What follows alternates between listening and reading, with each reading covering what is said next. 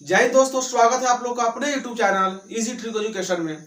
आज हम लोग एसएससी जीडी का टेस्ट अटेंड करेंगे। ये एसएससी जीडी का जो टेस्ट है, ये पिछले प्रीवियस ईयर में जो बार बार क्वेश्चन रिपीट होता है, हम उसी क्वेश्चन के यहाँ पे लेकर आए हैं। तो आप लोग भी साथ में टेस्ट दें और सिर्फ 10 क्वेश्चन हम बताएंगे। 10 क्वेश्चन में आप लोग कितना क्वेश्चन को सही करते हैं वो आप हमें जरूर बताइएगा, ठीक है। कमेंट बॉक्स में हमें बताइएगा। देखिए, हाँ, आप लोग का समय न बर्बाद करते हुए सीधा आते हैं क्वेश्चन पे। यहाँ पे दिया हुआ क्वेश्चन नंबर 1 में कि भारत की रियासतों के एकीकरण में किसने निर्णायक भूमिका निभाई। ये 2019 में पूछा हुआ प्रीवियस क्वेश्चन है, ठीक है। कि भारत की रियासतों के एकीकरण में किसने निर्णायक भूमिका निभाई, तो किसने निभाई? तो सरदार वल्लभ भाई पटेल। किसने निभाई? तो सरदार वल्लभ भाई पटेल ने। जब सरदार वल्लभ भाई पटेल पूछ रहा है तो इनके बारे में कुछ हम डिटेल जान लेते हैं। देखिए, सरदार वल्लभ भाई पटेल का जन्म कब हुआ था? सबसे पहला तो सरदार वल्लभ भाई का पटेल का जन्म 31 अक्टूबर 1875 को हुआ। सरदार वल्लभ भाई पटेल का जन्म कब हुआ? तो 31 अक्टूबर 1875 को। कहां जन्म हुआ? तो गुजरात में हुआ था, ठीक है। सरदार वल्लभ भाई पटेल का जन्म 31 अक्टूबर 1875 ईस्वी को गुजरात में हुआ। सरदार वल्लभ भाई पटेल भारत के प्रथम उप प्रधानमंत्री भी रह चुके हैं। भारत के प्रथम उप प्रधानमंत्री भी रह चुके हैं सरदार वल्लभ भाई पटेल। इन्हें लौह पुरुष के नाम से भी जाना जाता था। लौह पुरुष, ठीक है। सरदार वल्लभ भाई पटेल को लौह पुरुष के नाम से भी जाना जाता था। दूसरा ऑप्शन हमारा क्या है? तो दूसरा ऑप्शन हमारा है एपीजे अब्दुल कलाम। एपीजे अब्दुल कलाम का जन्म कब हुआ था?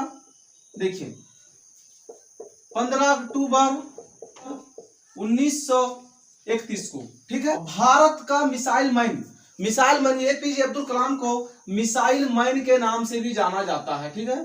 मिसाइल मैन के नाम से भी जाना जाता है। एपीजे अब्दुल कलाम भारत का राष्ट्रपति भी रह चुके हैं।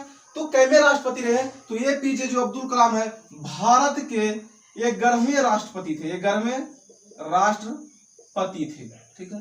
एपीजे अब्दुल कलाम भारत के 11वें राष्ट्रपति थे। इन्हें मिसाइल मैन के नाम से जाना जाता था। इनका जन्म 15 अक्टूबर 1931 को हुआ, ठीक है। चलिए, फिर क्या है? मोतीलाल नेहरू। तो मोतीलाल नेहरू जो थे वे जवाहरलाल नेहरू के पिता थे। जवाहरलाल नेहरू के पिता थे। देखिए, ये एसएससी जीडी यहां दिया हुआ, ऐसा नहीं कि एसएससी जीडी में ही तो पूछा गया और हम ऑप्शन इसलिए बता रहे हैं ताकि आप लोग और भी एग्जाम अटेंड करें, तरह तरह के एग्जाम अटेंड करें तो सभी में काम आए, ठीक है। तो जवाहरलाल नेहरू के पिता थे। जवाहरलाल नेहरू भारत के प्रथम प्रधानमंत्री रहे हैं, ठीक है। भारत के फर्स्ट प्रधानमंत्री कौन रहे? प्रथम प्रधानमंत्री जवाहरलाल नेहरू। यहां तक लोग कंप्लीट है। चलिए हम चलते हैं नेक्स्ट क्वेश्चन में। देखिए, दूसरा क्वेश्चन क्या है कि भारतीय राष्ट्रीय कांग्रेस के लाहौर अधिवेशन ने किस वर्ष में 26 जनवरी को स्वतंत्रता दिवस के रूप में मनाने की घोषणा की थी? तो कब घोषणा किया था?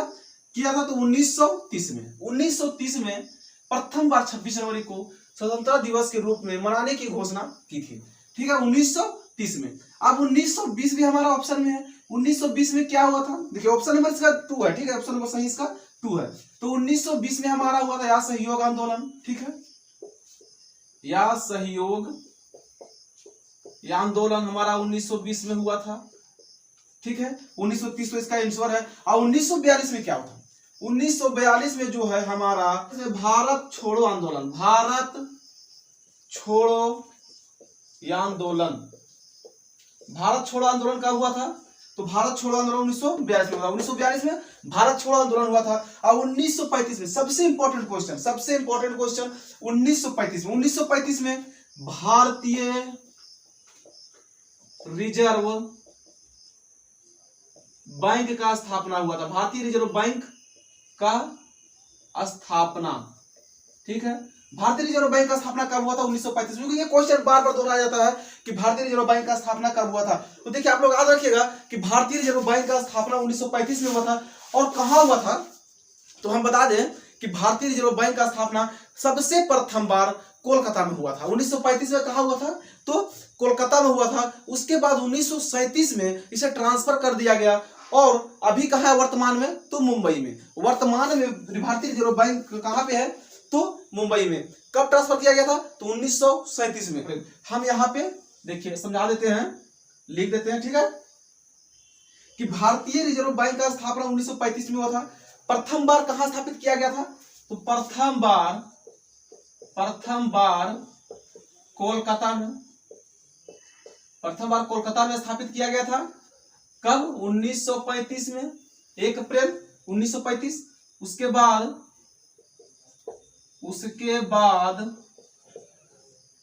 1937 में इसे मुंबई में स्थापित किया गया। ठीक है, आप लोग का स्क्रीनशॉट लेता था, आप लोग का स्क्रीनशॉट ले लीजिए और देखिए लगातार बने रहिए। हम कितने सारे क्वेश्चन, 10 क्वेश्चन से बहुत सारे क्वेश्चन आप लोग का सॉल्व हो जाएगा, जो कि एसएससी जीडी हो, एमटीएस हो, सब चीज में काम आएगा। ऐसा नहीं कि एसएससी जीडी में ही काम आएगा, हर एक लेवल के एग्जाम में आप लोग को काम आएगा। ऐसे क्वेश्चन देखने को मिलता है। चलिए चलते हम क्वेश्चन नंबर 3 अगले क्वेश्चन में। तीसरा क्वेश्चन क्या है कि निम्नलिखित में से कौन सा ग्रीन हाउस गैस नहीं है। इसमें कौन सा ग्रीन हाउस गैस नहीं है, देखिए ये सब क्वेश्चन बार बार देखने को मिलता है कि कौन सा इसमें ग्रीन हाउस गैस नहीं है। तो इसमें ग्रीन हाउस गैस, देखिए हम अगर कार्बन डाइऑक्साइड की बात करें तो ये हमारा ग्रीन हाउस गैस है। Carbon dioxide green house gas हमारा है। आर्गन जो है हमारा ग्रीन हाउस गैस नहीं है। ऑप्शन नंबर 2, आर्गन जो हमारा है ग्रीन हाउस गैस नहीं है। मीथेन भी हमारा ग्रीन हाउस गैस है और नाइट्रस ऑक्साइड भी हमारा ग्रीन हाउस गैस है। तो आप लोग याद रखिएगा इसमें carbon dioxide, methane, nitrous oxide ये तीनों ग्रीन हाउस गैस है, लेकिन जो आर्गन है ये हमारा ग्रीन हाउस गैस नहीं है। क्वेश्चन नंबर 4 में क्या है, देखिए भारतीय संविधान में मौलिक कर्तव्यों को कौन से संशोधन द्वारा शामिल किया गया। देखिए पॉलिटिकल एक ऐसा सब्जेक्ट है जिससे हर एक लेवल के एग्जाम में, आप एसएससी जीडी का हो, एमटीएस हो, सीएचएसएल हो, सीजीएल हो, कोई भी तरह के एग्जाम दे, उसे 4 या 5 क्वेश्चन पॉलिटिकल से आ ही जाता है। तो पॉलिटिकल आप लोग थोड़ा सा ध्यान से पढ़ेंगे। क्वेश्चन है कि भारतीय संविधान में मौलिक कर्तव्यों को कौन से संशोधन द्वारा शामिल किया गया था। तो मौलिक कर्तव्य जो है उसे कौन से संशोधन द्वारा शामिल किया गया है, तो 42वें संशोधन द्वारा। ठीक है, मौलिक कर्तव्य 42वें संशोधन द्वारा शामिल किया गया। लेकिन मौलिक कर्तव्य जो है वह कहां से लिया गया, सबसे बहुत जरूरी है जानना कि मौलिक कर्तव्य कहां से लिया गया। तो मौलिक कर्तव्य हमारा रूस से लिया गया है। ठीक है, कहां से लिया गया है, तो रूस से। मौलिक कर्तव्य रूस से लिया गया है और यह कितने भाग में है, रूस से लिया गया है हमारा, रूस के संविधान से मौलिक कर्तव्य, और यह भाग 4 के का में और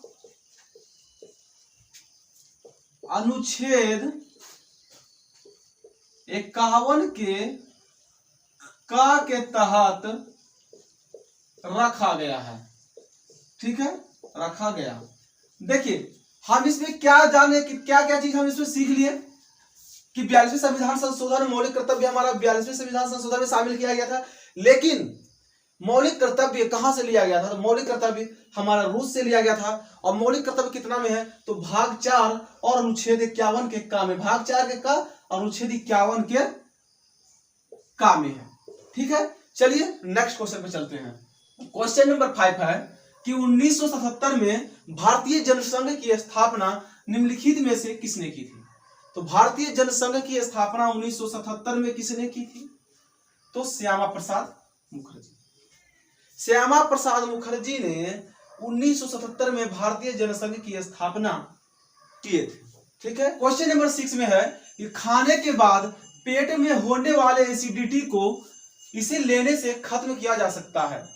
जब किसी को पेट में एसिडिटी हो जाता है तो क्या लेंगे जो उनका एसिडिटी खत्म हो जाएगा।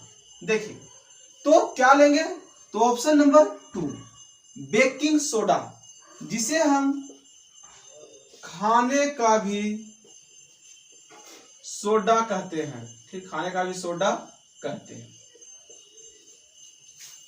ठीक है, और ऊपर में क्या ऑप्शन इसका, तो नींबू का रस। देखिए नींबू का रस में कौन सा विटामिन पाया जाता है, तो विटामिन सी। नींबू का रस में विटामिन सी पाया जाता है। क्या आप लोग याद रखिएगा, क्योंकि क्वेश्चन पूछता है कि नींबू का रस में कौन सा विटामिन पाया जाता है, तो विटामिन सी पाया जाता है। और विटामिन सी की कमी से कौन सा रोग होता है, तो विटामिन सी का कमी से हमारा अस्कार्वी रोग होता है, अस्कार्वी रोग। ठीक है, ऑप्शन नंबर 2 होगा इसका आंसर, बेकिंग सोडा। और नींबू का रस जो ऑप्शन में, नींबू का रस में कौन सा विटामिन पाया जाता है, तो नींबू का रस में विटामिन सी पाया जाता है। विटामिन सी की कमी से कौन सी रोग होती है, तो विटामिन सी की कमी से अस्कार्वी रोग होती है, याद रखें। क्वेश्चन नंबर 7 में क्या है, इस संपत्ति के अधिकार को भारतीय संविधान के किस संशोधन द्वारा मौलिक अधिकारों की सूची से हटा दिया गया है। संपत्ति के अधिकारों को भारतीय संविधान के किस संशोधन द्वारा मौलिक अधिकार को सूची से हटा दिया गया है, तो 44वें संशोधन द्वारा। ऑप्शन नंबर 1 44वें संविधान संशोधन द्वारा। फिर दूसरा ऑप्शन है क्या है, इसका आंसर होगा 44वें संविधान संशोधन द्वारा, ऑप्शन नंबर ए। ठीक है, और दूसरा ऑप्शन में दिया हुआ 41वें संशोधन, या 1976 में आया था। ठीक है, 41वें संशोधन। फिर है 100वां संशोधन। 100वां संशोधन कब हुआ था, तो 100वां संशोधन जो है 2015 में हुआ था। ठीक है, 2015 में जब 100वां संशोधन हुआ था, तो इसमें क्या था, भारत और बांग्लादेश भूमि हस्तांतरण। ठीक है, 100वां संशोधन में क्या हुआ था, तो भारत और बांग्लादेश भूमि हस्तांतरण, और कब हुआ था, तो 2015 में हुआ था। ठीक है, अब है 101वां संशोधन। देखिए 101वां संशोधन कब हुआ था, तो 101वां संशोधन यह 2017 में हुआ था। और 2017 में जब 101वां संशोधन हुआ, इसमें क्या किया गया था, इसके द्वारा वस्तु एवं सेवा कर लागू किया गया था,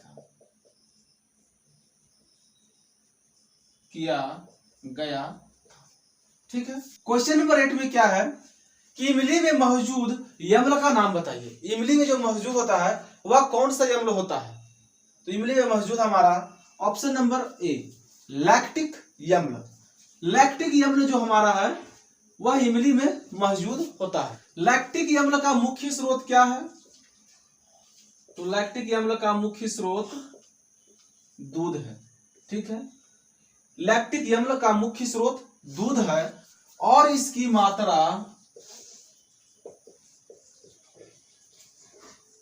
मात्रा दही बनाने के साथ बढ़ती है। ठीक है, बढ़ती है। ऑप्शन नंबर ए लैक्टिक यम्ल। देखिए लैक्टिक यम्ल इमली में मौजूद होता है, और इसका मुख्य स्रोत क्या है, दूध, और इसकी मात्रा दही बनाने के साथ बढ़ती है। ठीक है, तो आप लोग याद रखेंगे। दूसरा क्या है, टार्टरिक यम्ल। टार्टरिक यम्ल का सूत्र क्या होगा, पहले C4H606, यह टार्टरिक यम्ल का सूत्र है, C4H606। तीसरा ऑप्शन में क्या है, साइट्रिक यम्ल। साइट्रिक यम्ल किस चीज में पाया जाता है, देखिए एग्जाम में सब पूछता है क्वेश्चन, इस साइट्रिक यम्ल किस चीज में पाया जाता है बताइए। तो साइट्रिक यम्ल हमारा नींबू, संतरे वगैरह में पाए जाते हैं। ठीक है, नींबू संतरे वगैरह में कौन सा अम्ल पाए जाते हैं, तो साइट्रिक यम्ल। चलिए चलते हैं क्वेश्चन नंबर 9 पे। 9 नंबर क्वेश्चन है कि ओलंपिक बैडमिंटन एकल क्वार्टर फाइनल में पहुंचने वाली पहली भारतीय महिला खिलाड़ी कौन। एकल क्वार्टर फाइनल में पहुंचने वाले पहले भारतीय महिला खिलाड़ी कौन थे, तो Saina Nehwal. Option number B Saina Nehwal. Saina Nehwal को कौन कौन से पदक मिला है?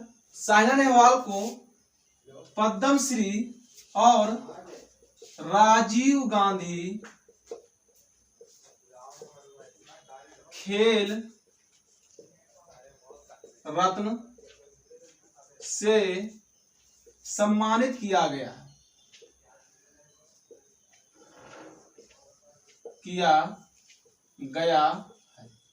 ठीक है, साइना नेहवाल को पद्म श्री राजीव गांधी खेल रत्न से सम्मानित किया गया है। और पहला ऑप्शन क्या है? तो पीवी सिंधु। देखिए पीवी सिंधु भी बैडमिंटन की खिलाड़ी है, साइना नेहवाल बैडमिंटन की खिलाड़ी है और अपर्णा पोपट भी बैडमिंटन की खिलाड़ी है। तो आप लोग ये भी याद रखिएगा, अगर कभी आए क्वेश्चन में कि पीवी सिंधु किस खिलाड़ी से संबंधित है तो बैडमिंटन से, साइना नेहवाल किस खिलाड़ी से संबंधित है तो बैडमिंटन से, अपर्णा पोपट बैडमिंटन से। लेकिन पीवी सिंधु को रजत पदक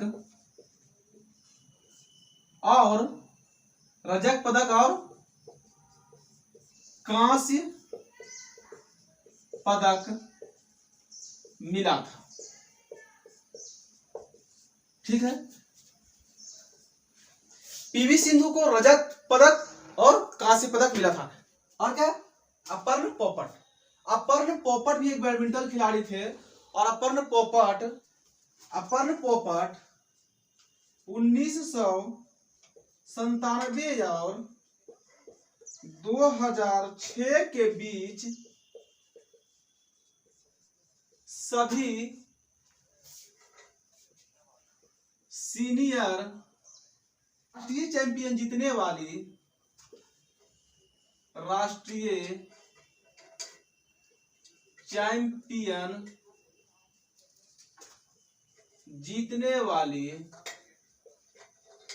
जीतने के साथ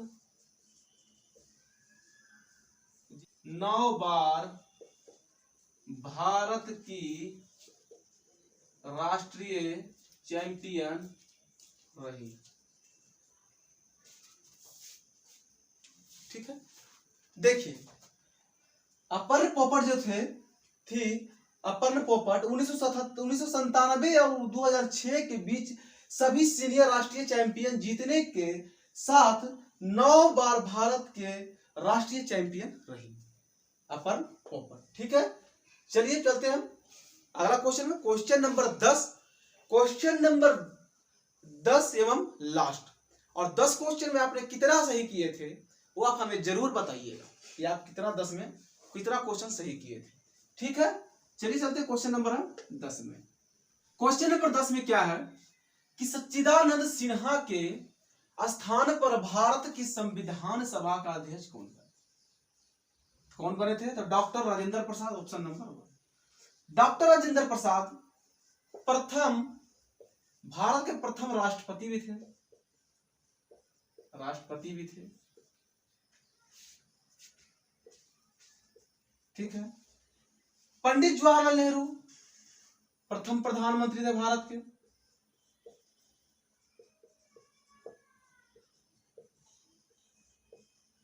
सरदार वल्लभ भाई पटेल उप प्रधानमंत्री रहे प्रथम भारत के प्रथम उप प्रधानमंत्री कौन रहे?